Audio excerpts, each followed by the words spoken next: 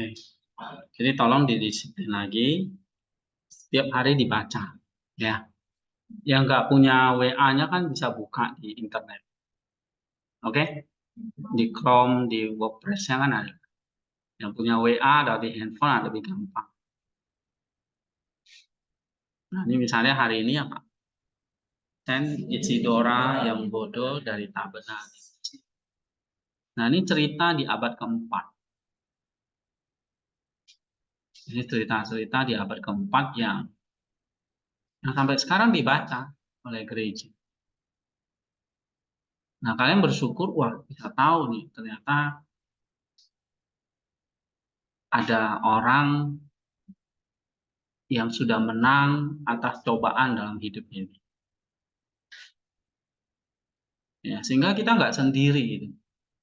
Ada orang-orang, ada banyak saksi mata, yaitu para rasul, ada banyak pengikut Kristus, orang-orang suci, orang-orang kudus, ya, yang ternyata janji Tuhan itu nggak bohong.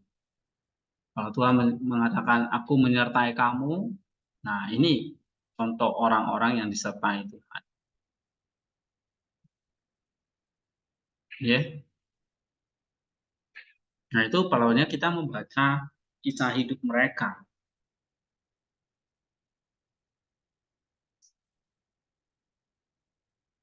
Nah ini ceritanya seperti apa, kamu coba ya, nanti kasih tanggapan.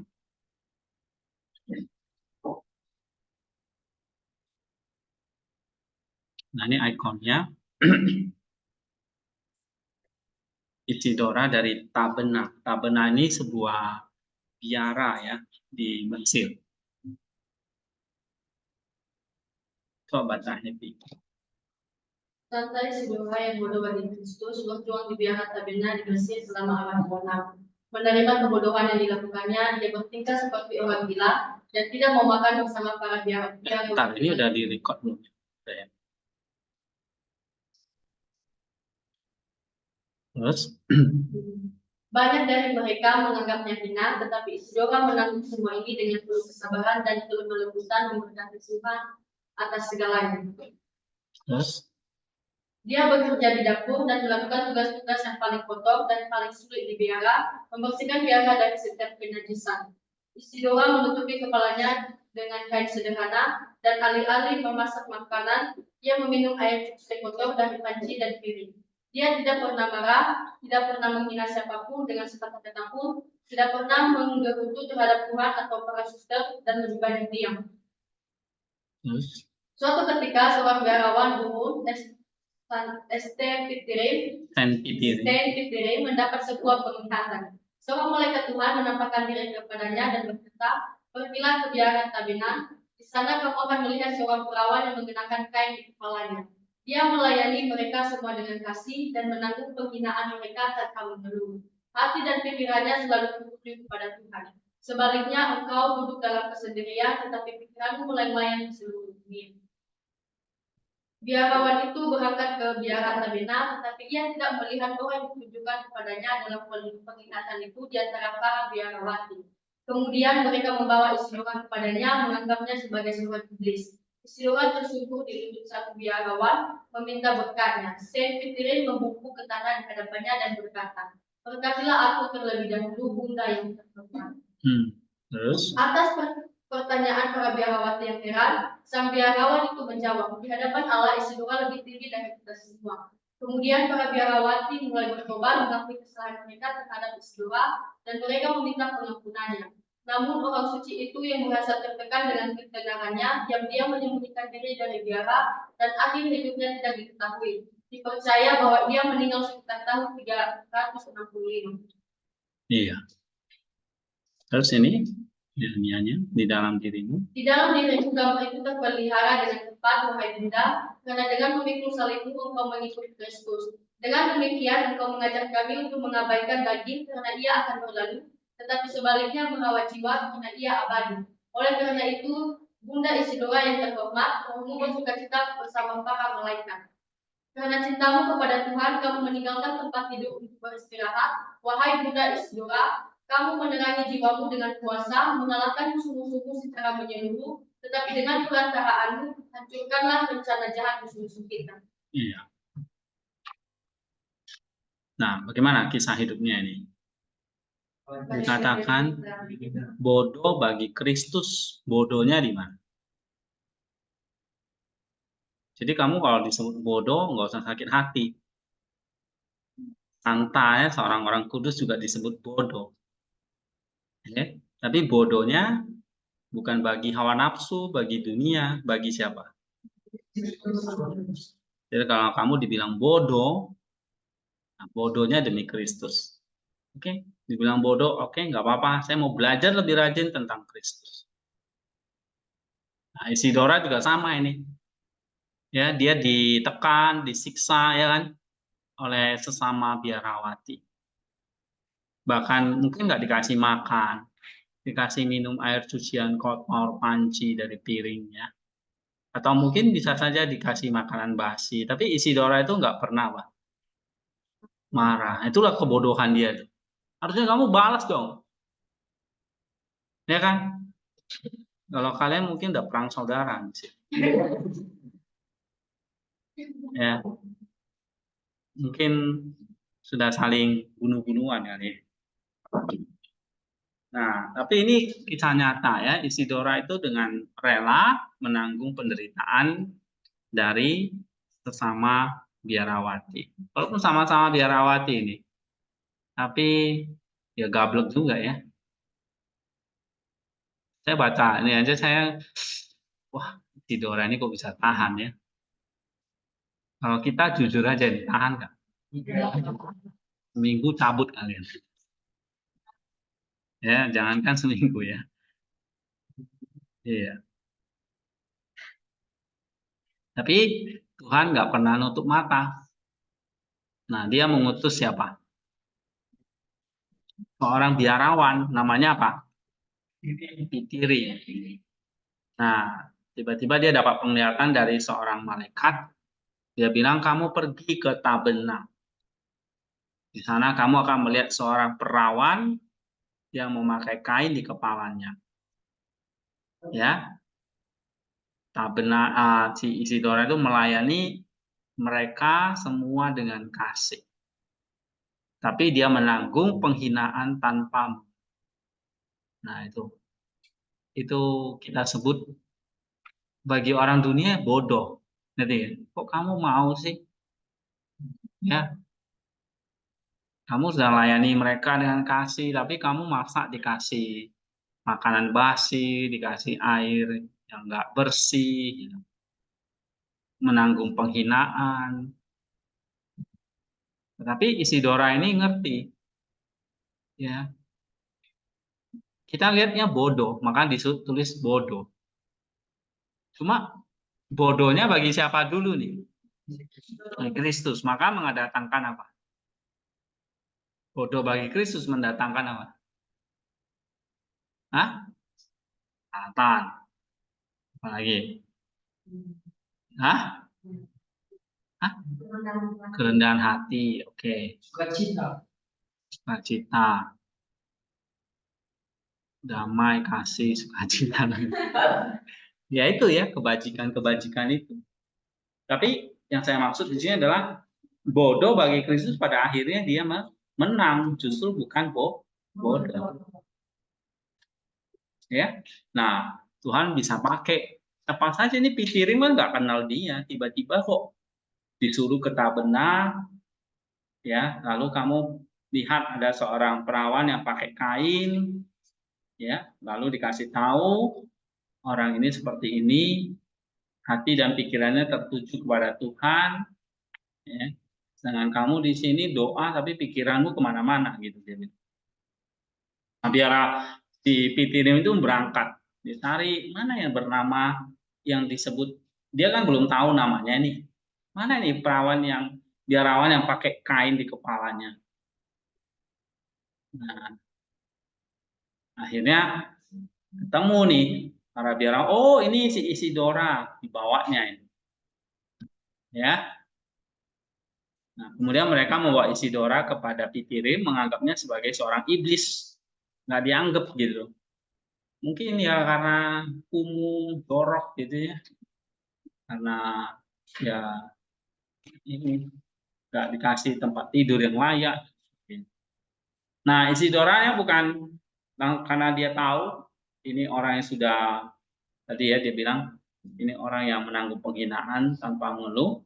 Isidoranya bukan marah apa, bukan ngejek gitu, tapi malah pitirimnya itu malah tersungkur di tanah ya, membungkuk di tanah. Berkatilah aku terlebih dahulu, Bunda yang malah pitirimnya yang minta diberkati. Lalu para biarawannya ini heran ini, si Happy heran, Afrin pun heran, ya kan? Yang disiksa misalnya di sini siapa? Si Ika misalnya. Oh nggak cocok, dia terlalu putih.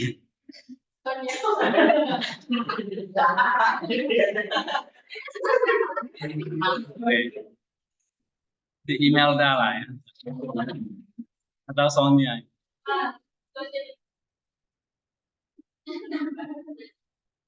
Ya, lalu ya kalian coba buat role play gitu ya, buat drama. Lalu Pitirim itu jawab, di hadapan Allah Isidora ini lebih tinggi dari kita.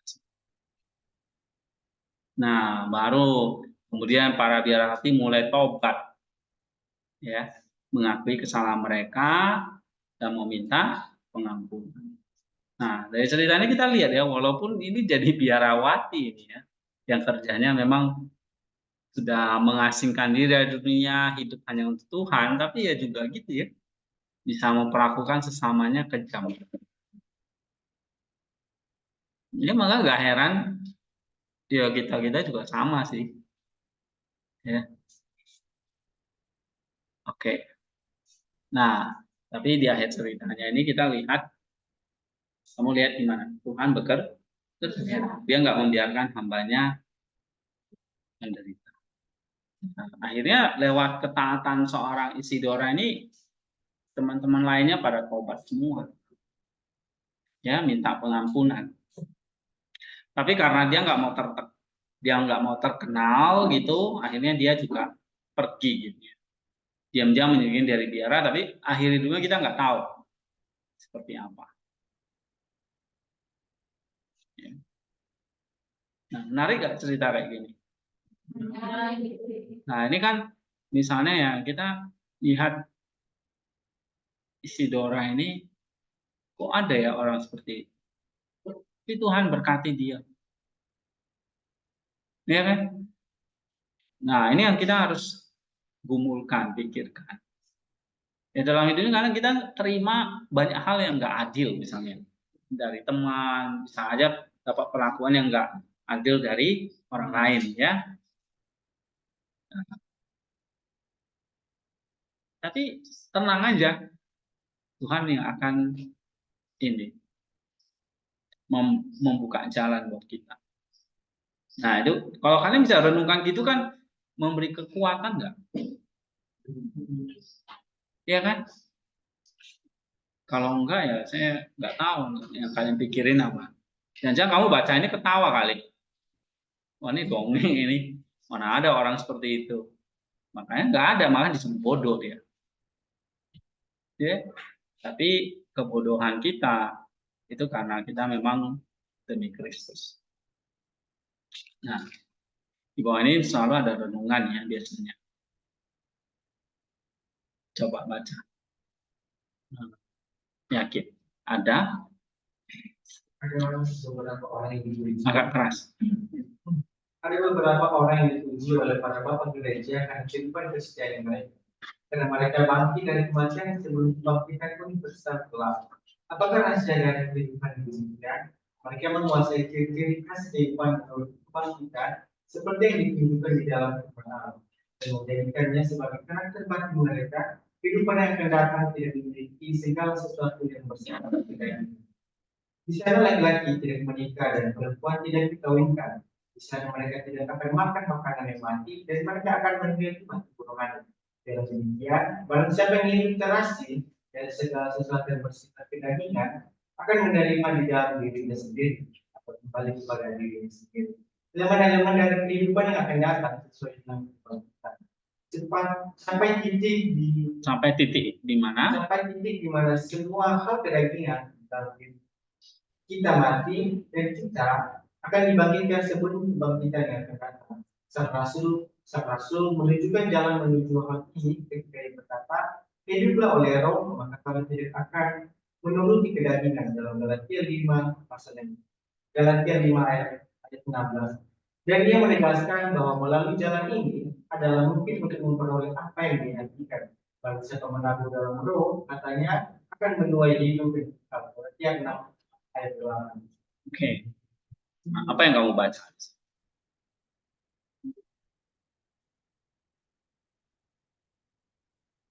Jadi kenapa kok orang-orang seperti Isidora itu kok malah dipuji?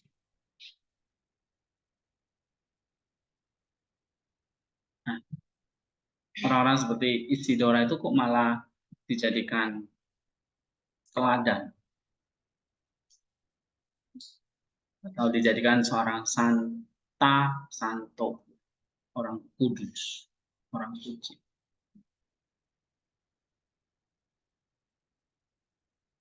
Nah, ini di sini ini karena seperti apa yang Tuhan firmankan, ya. Apa? Mematikan kedagingan, menghidupi apa? Iya, menghidupi kehidupannya Allah gitu, kebangkitan itu. Karena apa? Karena nanti kehidupan yang akan datang itu tidak lagi bersifat kedagingan. Nah, disinilah kita melatih untuk mematikan kedagingan itu.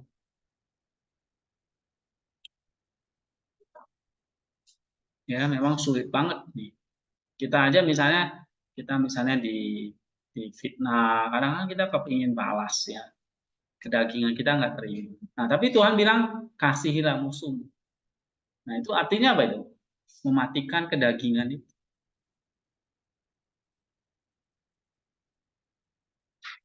Ya.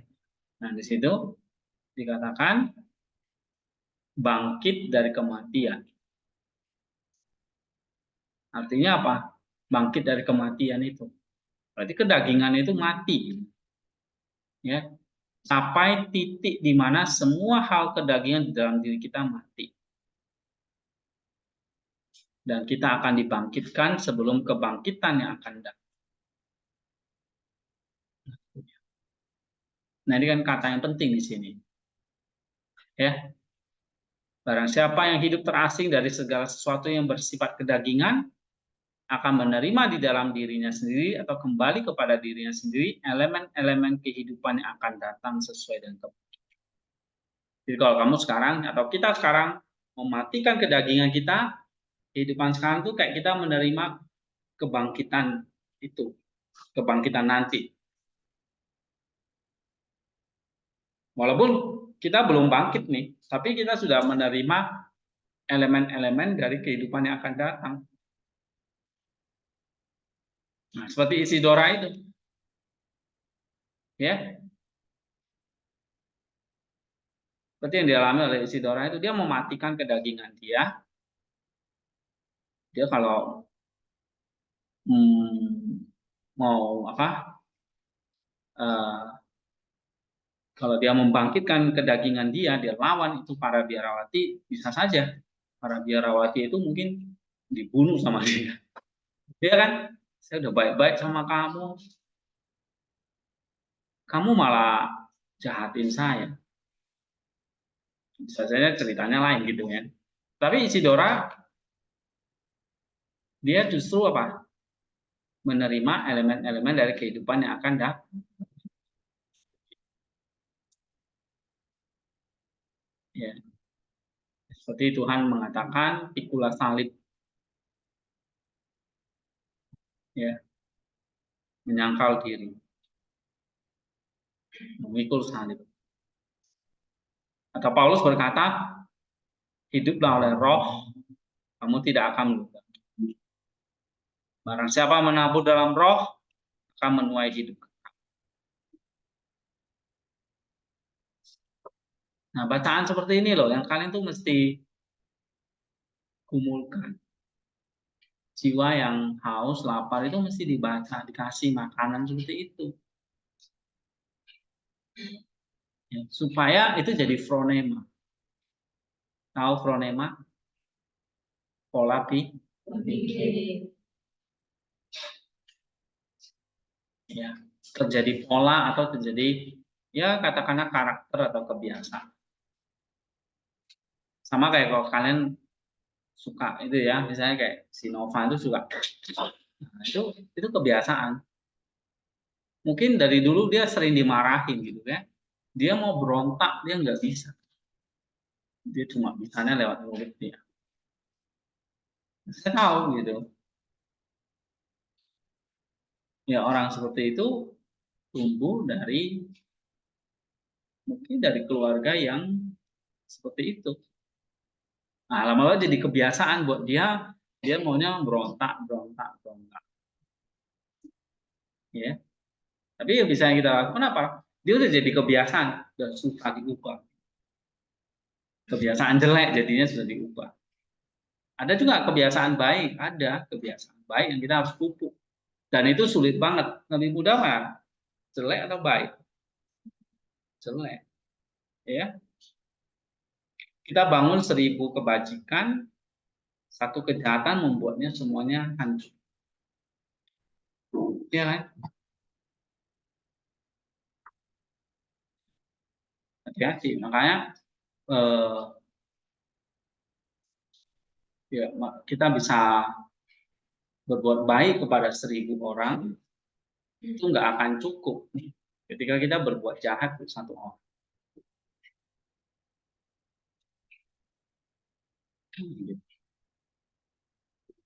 Jadi bangun fronema, bangun kebiasaan yang baik itu ya nggak gampang. Ya, misalnya seperti kita udah bangun kebiasaan baik, tapi belum tentu jadi hal yang fronema. Ya karena apa? Karena gampang sekali kita akan jatuh dalam hal-hal yang jahat lagi. Ya. Nah, tetapi kalau kita ngalami seperti itu, ya ingat lagi cerita Isidora misalnya. Ya, ada penghiburan. Ternyata kita nggak berjuang sendiri.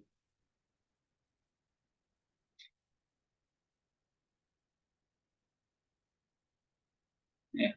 Nah, di sini rohnya bersukacita bersama para malaikat. Jadi dia menerima kehidupan yang akan datang itu tanpa lagi ada kedagingan.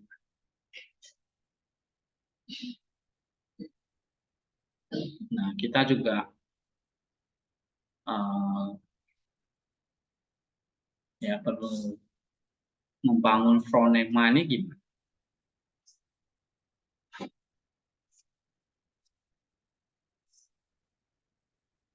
Oke.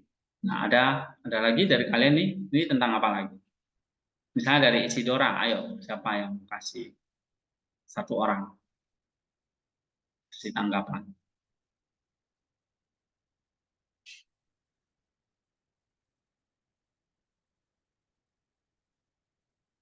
Misalnya saya suruh ringkas ini, ya apa yang kalian tulis nanti?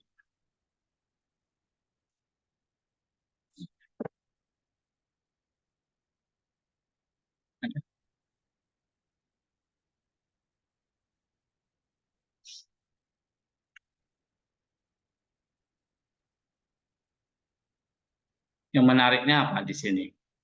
Mungkin kata bodoh bagi Kristus, ya kan? Nah, dimasuk bodoh di sini adalah dia apa?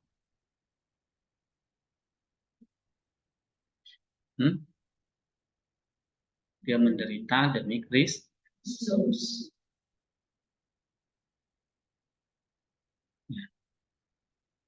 Nggak gampang. Kenapa? Karena mungkin kedagingan kita akan lebih besar daripada kebodohan kita. ya kan? Jadi kalau kedagingannya lebih besar, lebih dominan, ya kita akan menuruti kedagingan. Nah, kalau Isidora ini kok dia menuruti kedagingannya, kalau menuruti kedagingannya akan balas kan, ya kan?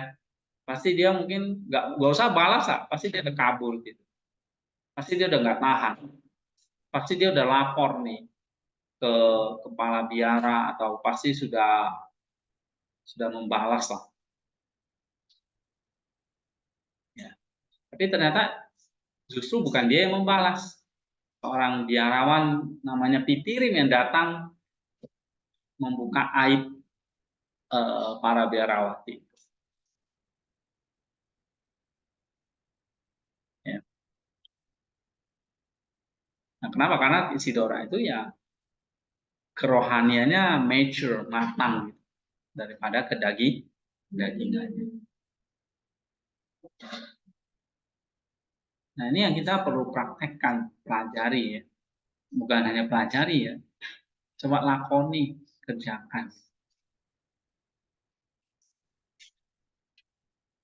Ya. Ada lagi yang lain? Kata bodoh ini maksudnya apa lagi?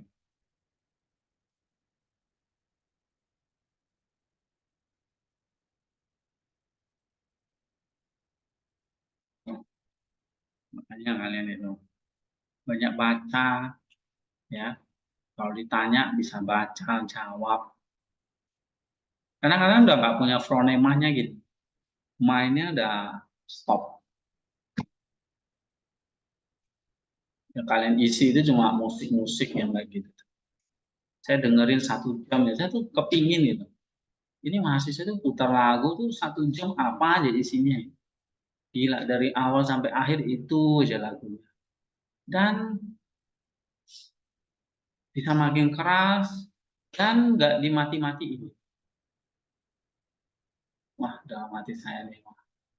Ini mindsetnya, pola pikirnya, kenapa kok lagu seperti itu? Ini jiwanya ada apa ya? Nah, kalian generasi zilenial ini. Saya nggak terlalu suka pakai istilah-istilah itu. Bagi saya semua manusia itu sama aja. Ciptaan gambar gambar Allah. Ya. Ya, cuma dunia membedakannya ada di sini lihat ada baby boomers, ada milenial, ada generasi alpha dan sebagainya. Oke lah. Tapi bagi saya di hadapan Tuhan itu sama. Ya, kalian umur segitu, kenapa kok contohnya putar lagu yang kayak gitu? Saya nggak habis pikir itu. Ini berarti jiwanya nggak beres.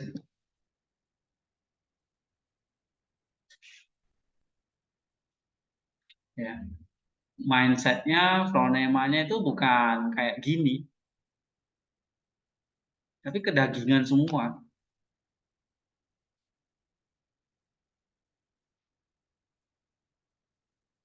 Nah, itu yang harus, maka Paulus bilang itu apa? Hmm? Kita harus memperbanyak roh, baru kamu tidak akan menuruti. Kedagingan itu akan selalu muncul karena gampang godaan dari iblis, lalu timbul logismo, ya kan gitu ya. Jadi nafsu, nafsu itu daging, jadi dosa. Akan selalu kayak gitu tuh.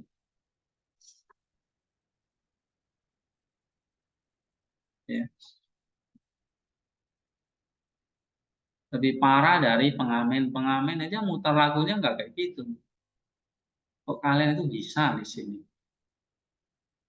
Itu kalau sebelah ngerti ini sekolah agama kok kayak gini ya mahasiswanya muterin musiknya. Itu yang sebelah narkoba itu hidup lagi narkoba itu. Gara-gara kalian. Repot nanti. Nge-fly lagi dia. Itu tinggal ditambahin lampu-lampu diskotik udah kalian tuh joget semua.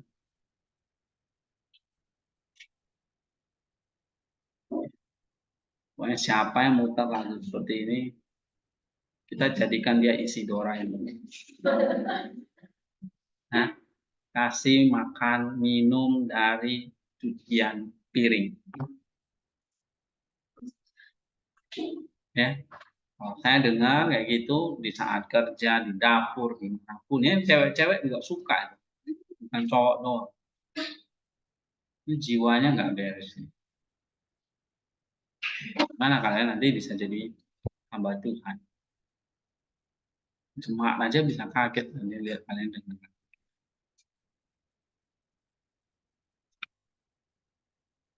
Katanya biar semangat kerjanya. Iya.